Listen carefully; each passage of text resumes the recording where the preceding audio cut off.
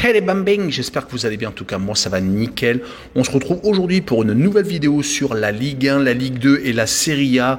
J'analyse 3 rencontres dans chaque championnat.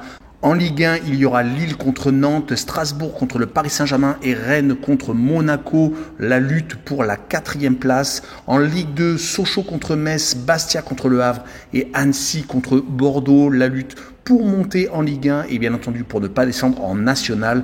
Et en Serie A, la Fiorentina contre la Roma, l'Inter de Milan contre l'Atalanta de Bergame et la Juventus de Turin contre le Milan AC. Que du lourd. Ces rencontres se dérouleront entre le 26 et le 28 mai. Tous les autres matchs de ces championnats sont à retrouver sur mon site VIP. N'hésitez pas à venir nous rejoindre. N'hésitez pas à mettre un petit pouce pour faire monter la vidéo le plus haut possible. Et surtout, abonnez-vous. On est presque à 13 800. C'est magnifique. Et avant d'attaquer l'analyse des matchs de Ligue 1, un petit tour sur le classement. Le Paris Saint-Germain est toujours premier et quasiment champion avec 6 points d'avance sur Lens qui est second, 84 points contre 78. Troisième, Marseille avec 73 points. Le trou est fait entre la 2e et 3e place. Il ne reste plus qu'à confirmer du côté de Monaco. Ils sont 4e avec 65 points. C'est compliqué. Ils sont sous la menace de Lille qui est 5e avec 63 points. 6e Rennes avec 62. 7e Lyon avec 59. Tout est encore jouable pour les Rodaniens pour avoir une place en Coupe d'Europe. Mais ça va être compliqué. Et 8e Clermont avec 53. En fin de classement, 15e Strasbourg avec 39. 16e Auxerre avec 34 et 17e Nantes avec 33. Ça se jouera entre ces deux équipes pour le dernier strapontin en Ligue 2. 18e Troyes avec 23 points, 19e Ajaccio avec également 23 points. Et dernier Angers avec 15 points, donc 20e. Ces 3 dernières équipes sont toutes reléguées en Ligue 2.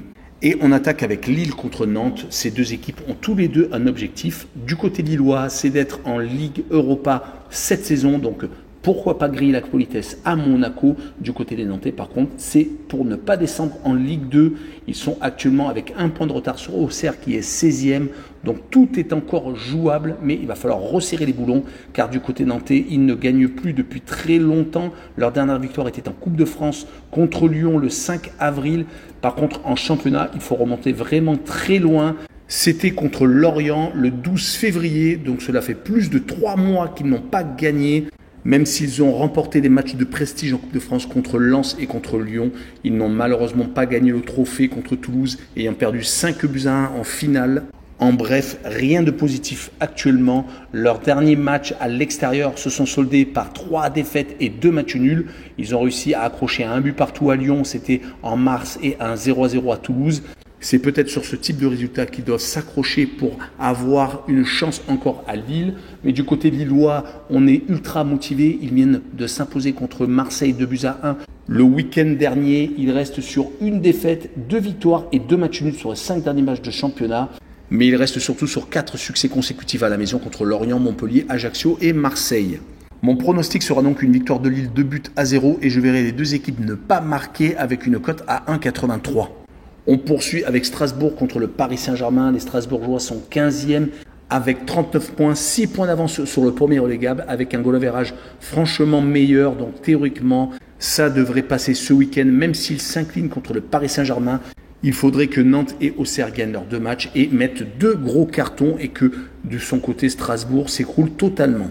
En tout cas, depuis le changement d'entraîneur, les Strasbourgeois sont beaucoup mieux. Antonetti a redonné de la vigueur aux Alsaciens avec 3 victoires, 1 nul et une seule défaite. C'était contre Lyon à domicile, mais les 3 victoires étaient contre Reims, Nantes et Nice sans prendre de but à chaque fois. Ils viennent juste de se faire accrocher à 3 après avoir fini à 10 contre 10. Mais les Strasbourgeois sont pleins d'envie. Ils peuvent tout à fait réussir un résultat contre les Parisiens, mais les Parisiens ne lâchent rien, même s'ils ont gagné leur titre quasiment de champion de France. Ils sont un peu dans la même situation que les Strasbourgeois. Ils ont 6 points d'avance et ont un goal average largement supérieur. Cela devrait le faire même s'ils s'inclinent. En Alsace, ils ont surtout remporté 4 de leurs 5 derniers matchs, n'ayant perdu que contre Lorient. Sinon, ils ont assuré le coup sur les 3 dernières rencontres, battant 3-1. Ils ont étrillé Ajaccio 5-0 et se sont imposés 2-1 en Bourgogne à Auxerre. Donc sur cette rencontre, je vois bien le Paris Saint-Germain encore s'imposer à Strasbourg 2-1 et je verrai par contre les deux équipes marquées avec une cote à 1,61. Et on finira la Ligue 1 avec Rennes contre Monaco. Les Rennais sont 6e alors que les Monégasques sont 4e. 3 points d'écart entre les deux formations avec les Rennais qui ont un goal average largement supérieur, plus 12 sur les joueurs du Rocher. Ils ont été beaucoup trop irréguliers cette saison, sinon ils auraient été largement, je pense, au-dessus des Monégasques. Sur les 5 dernières rencontres, c'est 3 victoires et 2 défaites. Ils se sont inclinés à Montpellier et à Nice. Mais dès qu'ils sont tombés contre des équipes de bas de tableau, ils ont fait le plein. 4-2 contre Angers, 4-0 contre Troyes et 5-0 à Ajaccio. Ils se retrouvent donc en position de force et ils vont jouer contre Monaco qui est en train de totalement craquer. Une seule victoire contre le dernier à Angers, mais malheureusement 3 défaites assez lourdes à Lyon, à Lens et surtout le 4-0 encaissé contre Montpellier à la maison. Cela fait 10 buts encaissés sur ces 3 rencontres. Heureusement qu'ils ont fait 0-0 contre Lille. Sinon, ils auraient déjà peut-être perdu leur 4e place. En tout cas, sur cette rencontre, je les vois s'incliner 2-1 à Rennes et je verrai le draw no bet avec le pari remboursé si match nul et une cote à 1,49. Et on enchaîne avec la Ligue 2 et la 37e journée. J'ai oublié de rappeler que la Ligue 1, c'était également la 37e journée. Donc, il ne reste plus que 2 rencontres à tout le monde pour obtenir leur objectif. Du côté de la Ligue 2, on va d'abord parler du classement et Le Havre est premier avec 71 points. Plus que 2 points d'avance sur Bordeaux qui est à 69. 3e Metz avec 66. Cela va peut-être se jouer ce week-end. 4e Bastia avec 59 qui est totalement décroché. C'est fini pour les Corses, mais qui ont fait un superbe championnat. 5e Caen avec 58 points, 6e Sochaux avec 52, qui s'est totalement écroulé. 7e le Paris FC avec 51 et 8e Grenoble avec 51 également. En fin de classement, 15e Annecy avec 42, Dijon est 16e avec 41 et 17e Pau premier relégable avec 41 également. Le 18e est Laval avec 40 points, donc entre la 14e place et la 18e place, il n'y a que 2 unités. C'est très compliqué, encore beaucoup d'équipes peuvent descendre et bien entendu se maintenir. Les 2 dernières formations, Nîmes 19e et Niort 20e, sont tous les deux déjà en national avec 33 points et 28. Et on attaque avec la première rencontre Sochaux contre Metz. Les Sochaliens, comme je l'ai dit dans le classement, se sont totalement écroulés. Ils étaient encore à la lutte début avril avec cette victoire à Niort qui était dernier du classement 3-0. Mais malheureusement, depuis, ils ont enchaîné 6 défaites consécutives. C'est vraiment catastrophique. 3 à domicile et 3 à l'extérieur.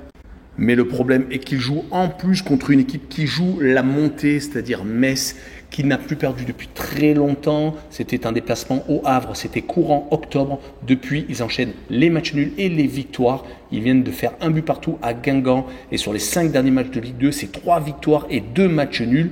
Ils ont tendance à être à l'aise à l'extérieur car ils ont gagné 3 de leurs 5 derniers matchs. C'était à Saint-Etienne, à Niort et à Quevilly-Rouen. C'est pour cette raison que je les vois s'imposer 2-1 à Sochaux. Et je verrai les Messins marquer le plus de 1,5 but sur le match avec une cote à 1,79.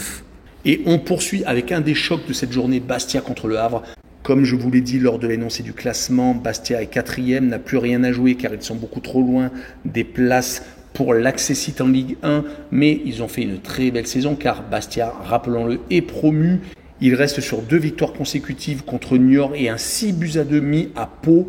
Et ils n'ont perdu qu'une fois sur les 5 derniers matchs de Ligue 2. Pour la saison prochaine, ils auront sans doute beaucoup d'ambition et peut-être remonter dans l'élite française. Ils vont jouer contre Le Havre qui a l'objectif de monter, lui, en Ligue 1. Mais leurs 2 dernières rencontres se sont soldées par 2 défaites. Ils n'avaient plus perdu depuis août, mais malheureusement, ils ont peur peut-être dans la dernière ligne droite. 2 défaites contre Annecy et Valenciennes sans avoir marqué de but. Attention à ce déplacement à Bastia qui peut faire peut-être peur. Surtout que les Havrais avaient énormément d'avance au classement. Tout s'est mis à fondre donc depuis très peu de temps.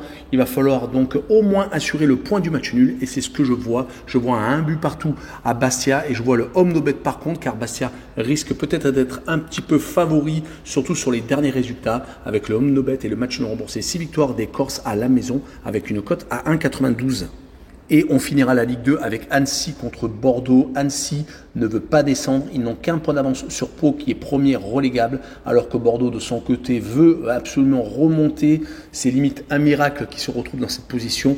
Même si sur la saison ce n'est pas un miracle. Mais par rapport à la situation lors du mercato d'été dernier où ils étaient même menacés de descendre en national. Voire même de disparaître du monde professionnel. En tout cas Bordeaux a réussi quelque chose d'extraordinaire. C'est de remonter peut-être directement.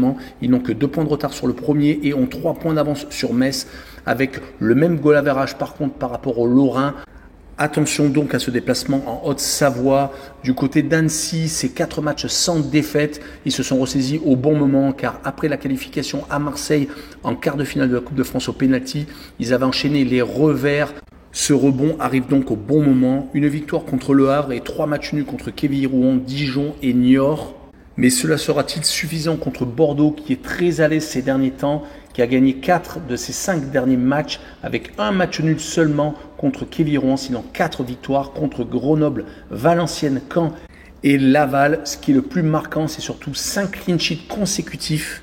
La défaite à Metz le 15 avril n'a donc pas touché le moral. Ils se sont même renforcés. En tout cas, je vois Bordeaux s'imposer 2-0 à Annecy et je verrai les deux équipes ne pas marquer avec une cote à 1,93.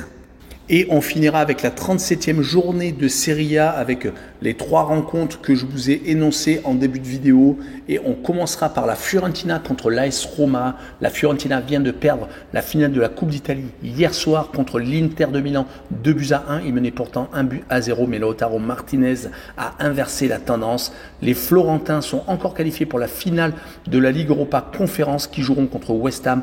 Donc la Fiorentina a fait une très belle saison. Ils étaient très mal partis, ont été très irréguliers avant la Coupe du Monde, mais depuis ils se sont ressaisis, ont fait une remontée au classement. Ils sont actuellement 11e avec 50 points. Ils sont sauvés et veulent surtout préparer donc cette finale de la Ligue Europa Conférence. Ce serait bête de perdre tous leurs derniers objectifs car la finale de la Coupe d'Italie c'est cuit. Il reste encore donc cette finale de C4. Et ce match de championnat contre la Roma, rappelons que sur les 5 derniers matchs, toutes compétitions confondues, la Fiorentina a gagné à 2 reprises, a perdu par contre 2 rencontres contre l'Inter, donc hier, et contre Bâle lors de la demi-finale aller où c'était incliné 2-1 à la maison, mais se sont rattrapés avec une victoire 3-1 après prolongation, permettant donc de se qualifier pour cette finale de C4. Et le match nul contre le Torino, c'était le 21 mai. Donc c'est une équipe qui a tendance à être assez moyenne ces derniers temps sur les résultats, mais qui a un objectif, c'est de remporter ce titre de C4. Ils vont jouer contre la Roma qui de leur côté viennent de faire 3 matchs nuls consécutifs contre Bologne, le Bayer Leverkusen et contre la Salernitana. Rappelons que la Roma veut toujours se qualifier directement pour la C1. Mais ils ont encore l'espoir de passer également par la C3 car ils sont qualifiés pour la finale de la Ligue Europa contre le FC Séville. Après avoir gagné la C4 la saison dernière, ils peuvent peut-être faire le doublé. Mais quand on connaît l'entraîneur de l'AS Roma qui est José Mourinho, qui a déjà gagné la Ligue des Champions à 2 reprises avec l'Inter de Milan et le FC Porto, on n'est pas du tout surpris. Mais sur cette rencontre, je vois la Roma faire 0-0 à la Fiorentina et je verrai le home no bet avec le match remporté 6 victoires de la Fiorentina à la maison avec une cote à 1,94. Une fois n'est pas coutume, je viens d'oublier le classement de Serie A. Je vais vous l'énoncer de suite avec le Napoli qui est premier et déjà champion avec 86 points, 18 points d'avance sur la Lazio. Donc ils ont vraiment survolé le championnat qui est second et qui a récupéré la seconde place après le déclassement de la Juventus de Turin qui a pris 10 points de pénalité, qui est actuellement 7e avec 59.